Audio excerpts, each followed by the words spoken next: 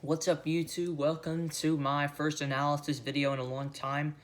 I've not done a Pelicans rebuild episode for a while now, just because it's been busy with all the schoolwork at home now because of COVID-19. I've been having to do a lot of extra stuff, and I've been doing a lot of workouts too, so I just don't really have the time in my schedule. But it's the weekend, and I figured since we already won a championship with the Pelicans, I'm going to do an analysis on something totally different. I'm going to do analysis on a player I'm sure none of you really consider to be top and elite in the NBA. So over here, you're not going to be able to see it, but I have a computer set up showing the points per game stats of every NBA player this season. Number one is James Harden, averaging 34.4 points per game. And then here's the deal. Third is Giannis with 29.6. Trae Young's tied with him with 29.6. Damian Lillard's got 28.9. Luka 28.7.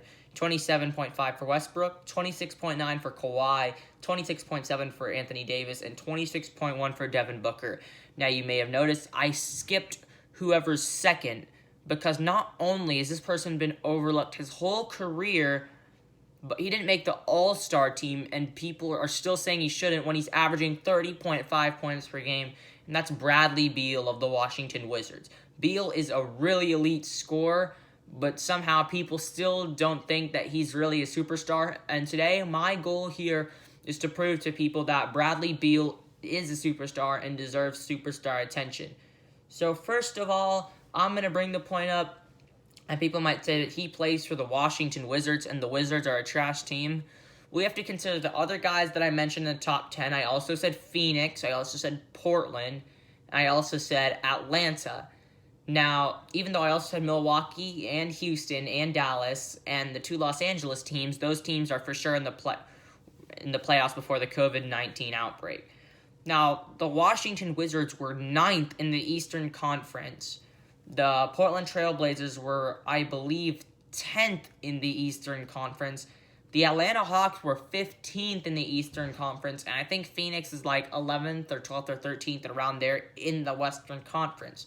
So, the fact that Trae Young was an all-star starter and Devin Booker was reserved for the all-star team and made it because of an injury, and Damian Lillard made the all-star team, but Bradley Beal didn't make it, is just disrespectful. When I was making my picks of who should be the all-star starters, I put Bradley Beal as the starting guard along with Trae Young for the Eastern Conference, but they picked Kemba Walker. Now, if I scroll down my list to find Kemba Walker, he's not really anywhere to be seen. He's averaging 21.2 points per game. Clearly not up to the standard that Bradley Beal is producing. Sorry. So now I'm going to talk about his percentages. Bradley Beal is averaging 45.5% from the field goal range in field goals. And that is better than James Harden, Trae Young, and it's almost as good as Luka Doncic, Damian Lillard.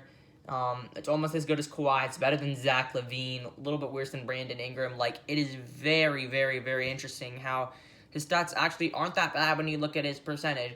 His three-point percentage, he takes about 8 three-pointers a game since he is a guard.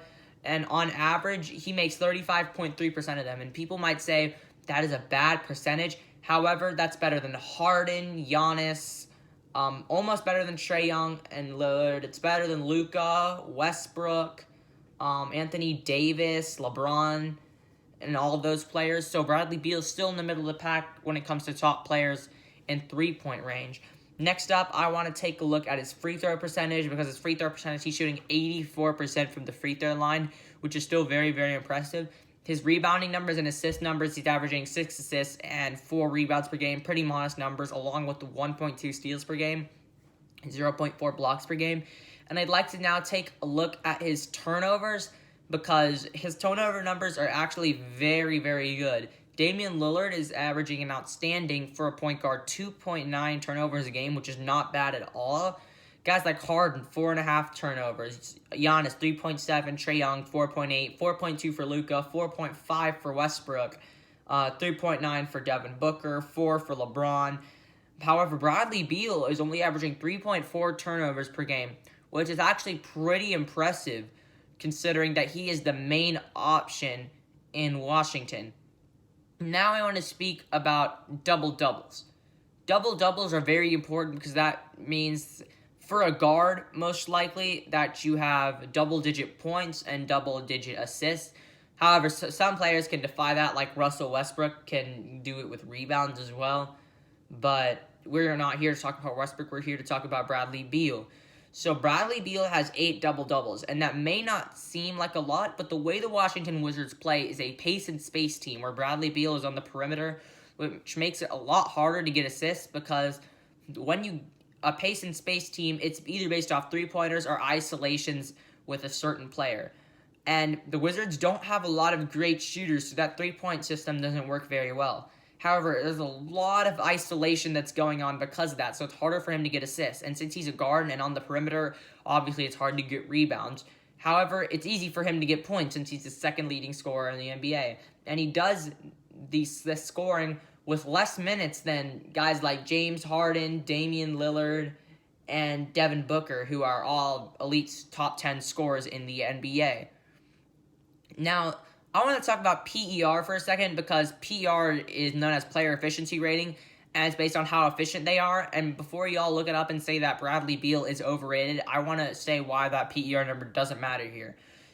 Bradley Beal has, for a guy who's averaging 30.5 points per game, he has not so amusing 23.19 PER.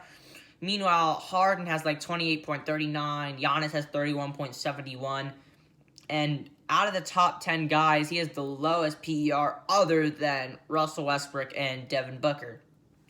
Now, the two guys I just named, I want to talk about one of them, which is Devin Booker. Devin Booker plays for a Phoenix team where he is the main star. No one else there is really considered a superstar like he is. And he has a 19.89 PER. The reason for that is the more shots you miss, the more turnovers you have, your player efficiency rating goes down because obviously you're a less efficient player. But if you're a superstar and you have to take a lot of those shots and that forces you to commit some turnovers, the player efficiency rating doesn't matter. You see, the PER is more attached to guys who play for pretty good teams. Like Giannis's PER is very, very impressive. Harden's, for all the shots he takes and all of his turnovers, his PER numbers are pretty impressive. LeBron has a good PER as well. So does Luka Doncic and Anthony Davis. But for guys that take like a lot of shots and don't really have superstars on their team, it's harder for them to have a good PER. Another example is Trae Young, who has a 23.98 PER, and people say that's not that good. Well, Trae Young doesn't have another star on his team. The second best player on that team is John Collins, who's just not that good.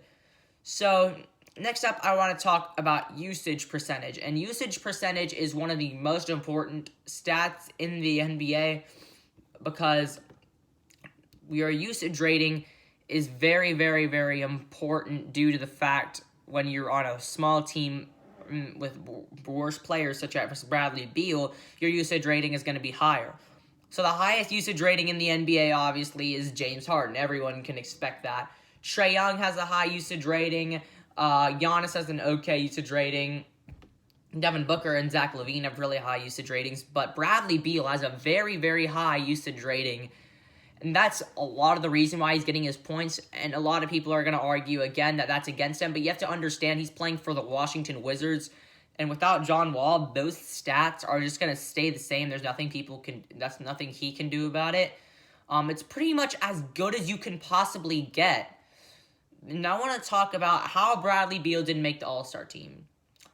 His numbers, as I said, are questionably better than Trae Young's. Much better than Kemba Walker's. But I want to talk about a guard, namely Kyle Lowry. So, Kyle Lowry is averaging 19.7 points per game. That is almost 10 less than Beal. Now, his usage rating his player efficiency rating is a lot worse than Beal's also. His assist numbers are not that much better than Beal's. Beal's rebounding numbers are just a tad bit worse. And overall, Lowry's not that good of a shooter. He's about the same as Bradley Beal. So then why is Bradley Beal not on the All-Star team?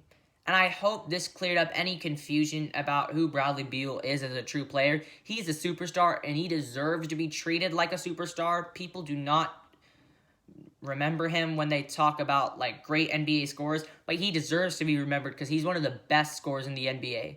I want to thank you guys for watching this video, and give love to Bradley Beal. Peace out.